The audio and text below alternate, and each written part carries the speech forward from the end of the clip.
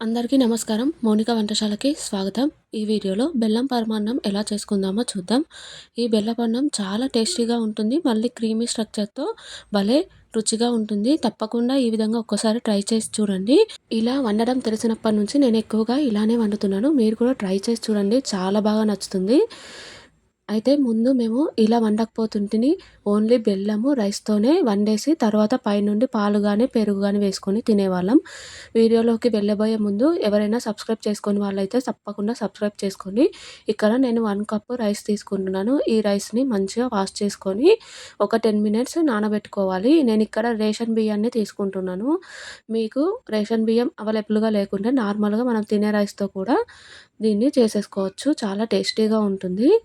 ఇలా వాటర్ అన్నీ వంపేసి ఒక 2, 3 టైమ్స్ మంచిగా వాష్ చేసుకున్న తర్వాత అవి మునిగేంత వరకు వాటర్ పోసి ఒక 10 మినిట్స్ నాననివ్వాలి.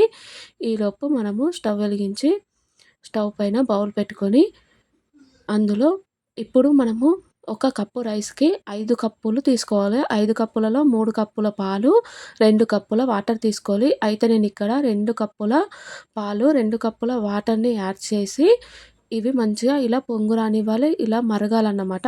అప్పటి వరకు ఉడికించుకోవాలి. మధ్య మధ్యలో పొంగుతూ ఉంటుంది. చూసుకోవాలి పొంగిపోకుండా. ఇప్పుడు ఇలా మంచిగా ఉడుకుతుంది అన్న టైంలో నానబెట్టుకున్న రైస్‌ని వేసేయాలి. అయితే ఇంకో కప్పు మిడిల్‌లో యాడ్ చేయాలి. అది మధ్యలో వస్తుంది. చివరి వరకు చూస్తే మీకే అర్థమవుతుంది. ఇలా బియ్యం వేసి మంచిగా కలుపుకొని లో ఫ్లేమ్‌లో ఉడికించుకోవాలి. కట్ చేసుకొని వేసుకోండి. టేస్ట్ బాగుంటుంది. మీ దగ్గర అవైలబుల్‌గా యాలకుల పొడి ఉంటే దాన్ని కూడా వేసుకోండి. కొద్దిసేపటికి అన్నం మంచిగా ఉడికిపోతుంది. ఇప్పుడు పక్కన బౌల్‌లో ఒక కప్పు బెల్లం తీసుకొని ఒక టీ స్పూన్ వాటర్‌ని యాడ్ చేసి ఇలా కరిగించుకొని చల్లారనివ్వాలి. ఏమైనా దుమ్ము, ధూళి ఉంటే వడగట్టుకుంటే ఇంకా బావుంటుంది. ఇక్కడ నేను మంచి బెల్లం తీసుకున్నాను. దీంట్లో ఏమీ దుమ్ము, ధూళి ఉన్నట్టు అనిపించట్లేదు. ఈ విధంగా మంచిగా కరిగించుకొని కొంచెం తిక్కుగా కావాలి. ఈలోపు అన్నం చూడండి ఇలా మెత్తగా ఉడికిపోతుంది. ఇంకా క్రీమీ స్ట్రక్చర్‌గా ఉండాలి కదా! మనం ఒక కప్పు పాలను ఈ టైంలో యాడ్ చేయాలన్నమాట. మొత్తం 3 కప్పుల పాలు, 2 కప్పుల నీళ్ళు. అట్లయితేనే ఈ రెసిపీ చాలా టేస్టీగా రెడీ అవుతుంది. క్రీమీగా ఇలా మంచిగా కలుపుకొని మరి కొద్దిసేపు ఉడికించుకోవాలి. ఇలా పొంగుతూ ఉంటుంది. పొంగనివ్వకుండా చూసుకోండి. మధ్య మధ్యలో కలుపుతూ ఉండాలి. కొద్దిసేపటికి ఇలా దగ్గరకొచ్చేసి అన్నం మంచిగా ఉడికిపోయి చాలా టేస్టీగా క్రీమీగా రెడీ అవుతుంది. ఇప్పుడు ఇలా ఉన్నప్పుడు స్టవ్ ఆఫ్ చేయాలి. మరి ఇంకా కొంచెం ఉడికిస్తే గట్టిగా అయిపోతుంది. అలా కాకుండా ఉండాలంటే ఇలా క్రీమీగా అంటే కొంచెం పాలు ఉన్నప్పుడే స్టవ్‌ని ఆఫ్ చేయాలన్నట్టు. ఒకసారి ఉడికిందో లేదో కూడా చెక్ చేసుకోండి. ఒకవేళ కొంచెం రైస్‌ని బట్టి కూడా ఎక్కువ వాటర్ గానీ, పాలు గానీ అవసరమవుతాయి. ఒకవేళ మీకు ఉడకలేదనిపిస్తే మరి కొంచెం వాటర్ యాడ్ చేసుకోండి. ఇలా స్టవ్ ఆఫ్ చేసిన తర్వాత కొంచెం తినే పచ్చకర్పూరం ఉంటుంది కదా!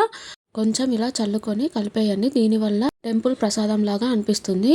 పాలలో అన్నం ఉడికిన తర్వాత స్టవ్ ఆఫ్ చేసి 5 మినిట్స్ వరకు చల్లారనివ్వాలి. చల్లారిన తర్వాత ఈ బెల్లం పాకాన్ని వేసి కలపాలి.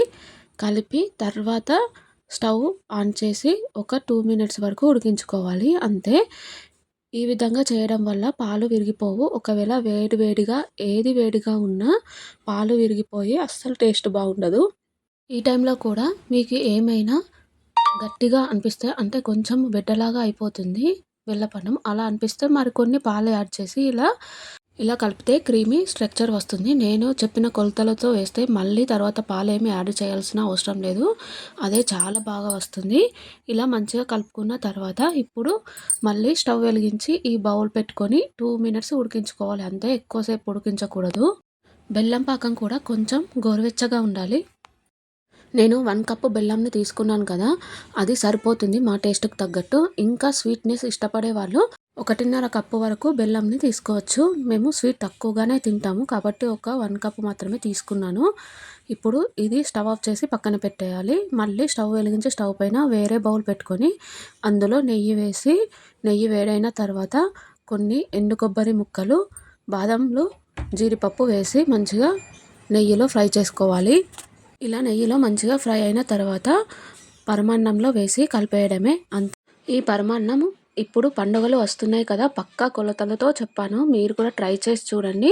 చాలా టేస్టీగా ఉంటుంది. బాగుంటుంది కూడా. ఇంకా డ్రై ఫ్రూట్స్‌ని కూడా యాడ్ చేసుకోవచ్చు. కిస్మిస్ అలాంటివి. దేవునికి మనకి ఇష్టంగా వండి నైవేద్యం పెడితే ఆ రోజు మొత్తం చాలా సంతోషంగా అనిపిస్తుంది. ఈ శ్రావణ మాసం మొత్తం పండగలే పండగలు ఉంటాయి కదా! ఎక్కువ నైవేద్యాలు దేవుని కోసము ప్రార్థనలు చేస్తూ ఉంటాము. పూజలు కూడా చేస్తూ ఉంటాం. వరలక్ష్మి వ్రతం కానీ, నాగపంచమి, రాఖీ పౌర్ణమి, శనివారాలు వ్రతాలు, మంగళగౌరి వ్రతాలు అలాంటివి చేస్తూ ఉంటాం కదా! ఈ శ్రావణ మాసం మొత్తం పాజిటివ్ వైబ్సే ఉంటాయి. నాకు చాలా ఇష్టం.